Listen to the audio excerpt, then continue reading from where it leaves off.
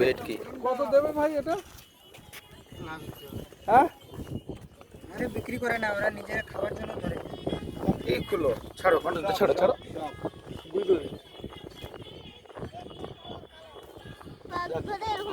এরকম মাছের টেস্ট উঠে গেল। দেয়ার সঙ্গে ভাই একটু মেরে নাও না, নাহলে লাফিয়ে চলে যাবে। মেরে দাও, দুবার করে অবস্থা। ও কি সাধারণ